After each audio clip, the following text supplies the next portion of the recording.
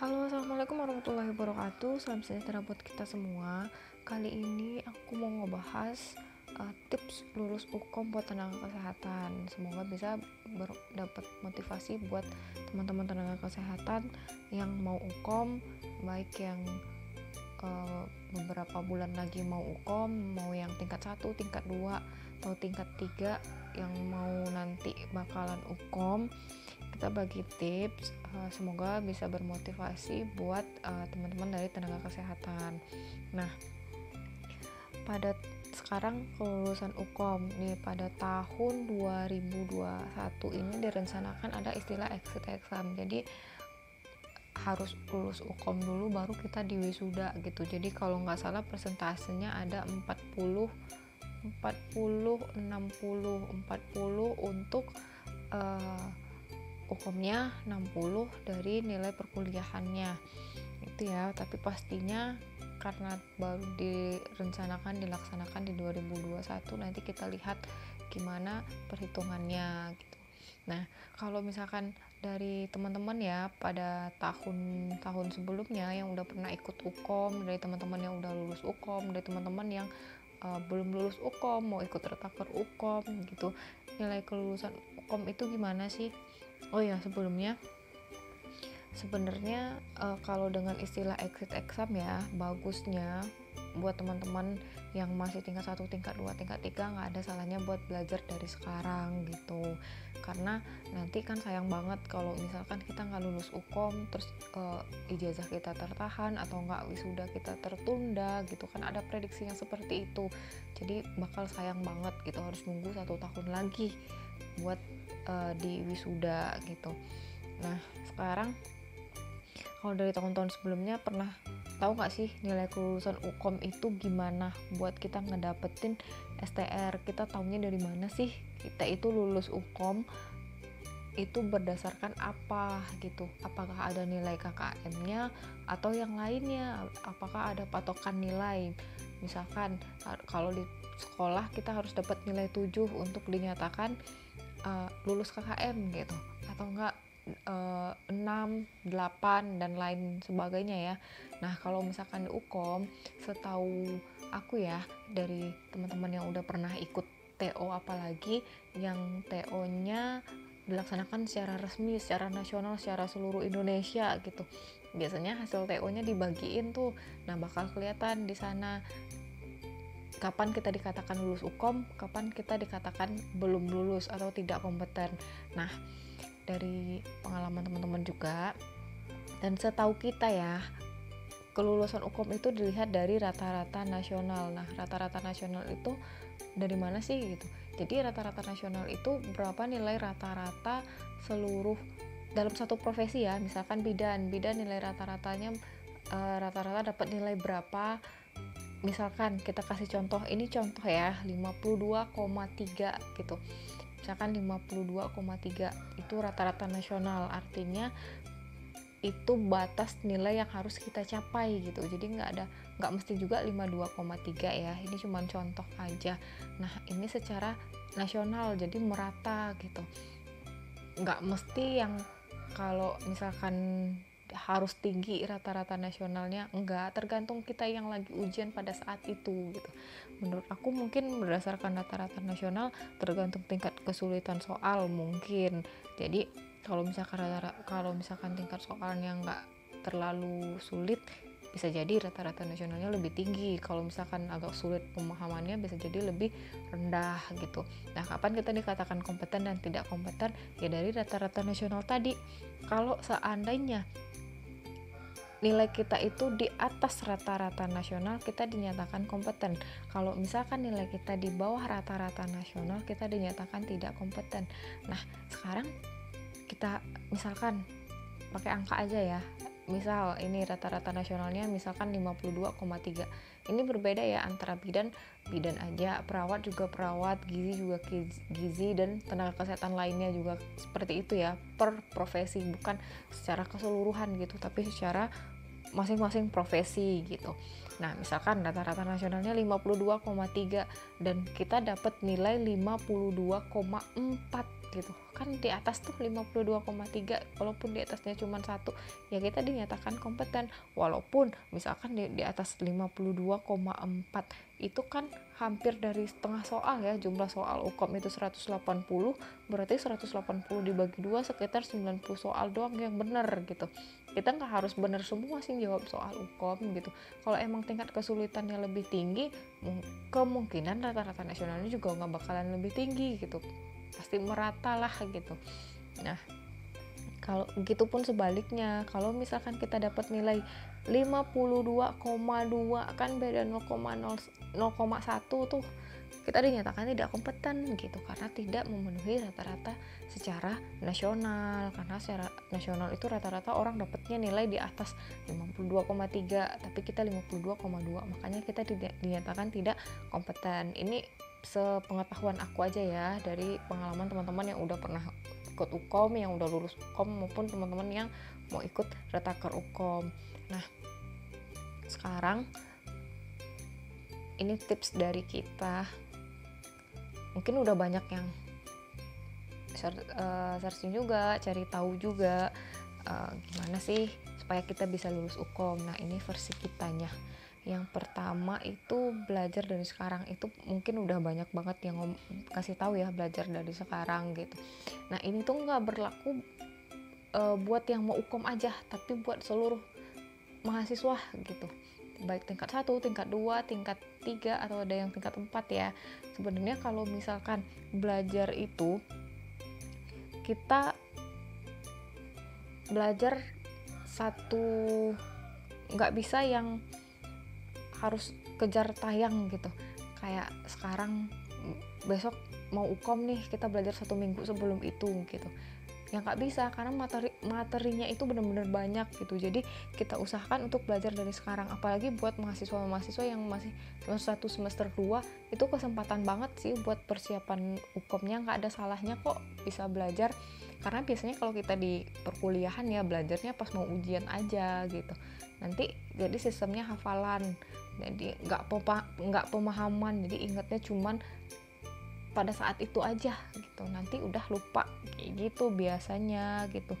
Jadi kita harus, apalagi ya kalau misalkan nanti teman-teman nggak lulus UKOM, itu yang paling kena banget itu psikologis kita gitu, ngeliat teman pada lulus UKOM, kita kok nggak lulus gitu. Padahal kalau kita lihat pas perkuliahan kayak temannya males-malesan gitu, kita nggak bakal tahu usaha orang gitu. Mungkin bisa jadi usahanya lebih dari kita gitu, kita kan nggak tahu. Makanya belajar dari sekarang, persiapkan diri dari sekarang, kapanpun itu, mau lagi tingkat 1, tingkat 2, apalagi yang bakalan mau UKOM ya beberapa bulan ke depan gitu. Nggak ada salahnya persiapan dari sekarang gitu, bagusnya ya, bukan nggak ada salah. Nah, sekarang tips kedua dari kita, bikin deh daftar pelajaran. Daftar pelajaran ini bukan kayak daftar pelajaran anak sekolahan ya, mirip-mirip deh gitu, tapi kita yang atur sendiri gitu. Karena yang kita butuhkan itu pemahaman, apalagi kita bakal menangani kasus gitu. Jadi yang kita butuhkan itu adalah pemahaman, bukan hafalan. Ingat ya, bukan hafalan. Kalau misalkan hafalan, sekarang tahu, ingat, besok bakalan lupa gitu. Kalau hafalan, menurut aku pribadi ya, kalau pemahaman, kita kalau paham suatu konsep itu, nanti di saat dibutuhkan kita bakal ingat konsepnya. Oh iya, karena ini, penyebabnya karena ini gitu. Jadi bagusnya pemahaman.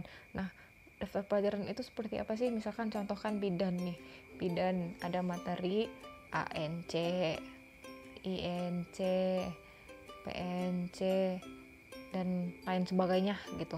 Jadi bikin, kalau masih tingkat 1, tingkat 2 bisa ya ANC 1 bulan pertama, INC 1 bulan kedua gitu. Tapi kalau udah yang mau tingkat akhir, bagusnya ANC misalkan sekali 15 hari harus bahas tentang ANC. ANC itu apa aja yang dibahas, ada fisiologisnya, ada patologisnya. Nah, fisiologisnya apa aja materinya? Misalkan dari fisiologisnya kayak usia kehamilan, taksiran persalinan, tanda-tanda kehamilan, dan lain sebagainya. Jadi bikin per hari ini harus tahu nih, harus paham nih tentang mencari usia kehamilan, hari ini harus paham tentang tanda-tanda kehamilan gitu. Jadi harus nih gitu pemahaman kita gitu. Jadi 15 hari ke depan harus paham tentang INC gitu. Kita punya target sendiri gitu, jadi belajarnya nggak rasa krusuk yang ini yang apa namanya, kalau misalkan hari ini mau belajar ini, besok robah lagi, jadi nggak terstruktur, nggak apa ya, misalkan dari PNC belajar lagi ke ANC gitu, atau enggak dari PNC belajar lagi ke INC, padahal nanti ada penyebab yang menyebabkan masalah di PNC karena faktor dari INC-nya gitu. Jadi kan bolak-balik tuh pada bingung, bagusnya bikin daftar pelajaran sendiri gitu. Nah, yang ketiga dari kita buat buku catatan gitu. Jadi per mata apa ya, per apanya itu punya ANC ada satu buku, INC ada satu buku, PNC ada satu buku gitu. Jadi bagusnya, nah kalau misalkan kita belajar dari buku-buku aja gitu, nanti bakal ngambang, pasti kita cuman baca gitu. Jadi bagusnya kita bikin buku catatan, kita bikin ringkasan sendiri dengan kata-kata kunci yang kita pahami sendiri gitu. Jadi kita udah paham nih, oh ini, kita bikin lagi tuh ringkasannya seringkas mungkin.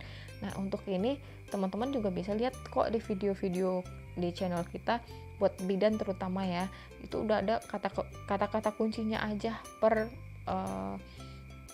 bagiannya, ada ANC, INC, PNC, ada kita bikinkan misalkan tanda-tanda kehamilan, terus perdarahan awal kehamilan muda, hipertensi dalam kehamilan, itu udah ada kita bikinkan seringkas mungkin.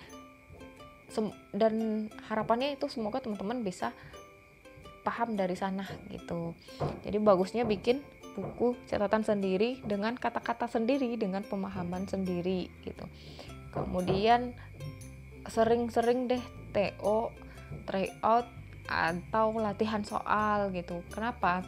Karena jangan udah pas mau deket-deket aja ikutan TO, ikutan latihan soal gitu.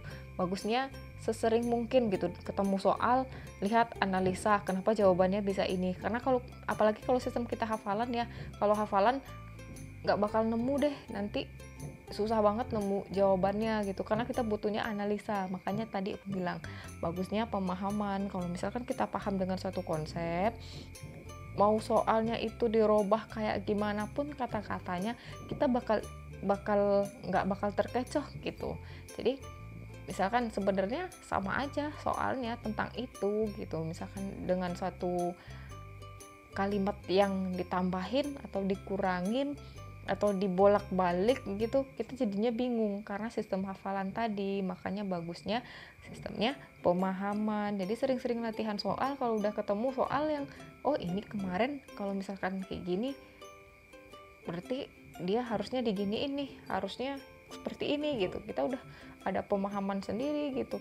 Kalau misalkan soalnya ini dalam bentuk ini kemarin, oh iya jawabannya harusnya ke sini gitu, kita udah tahu arahnya gitu.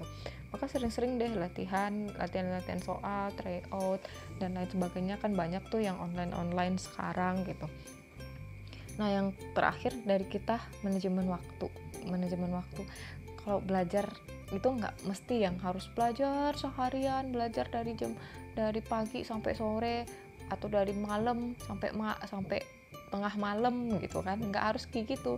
Punya target sendiri deh. Kalau misalkan 2 jam sehari aja buat kita bikin catatan, buat pemahaman dengan suatu materi. Misalkan hari ini materinya usia kehamilan, dalam 2 jam kita harus paham nih gitu, atau dalam 1 jam aja deh gitu, kita harus paham nih caranya gitu.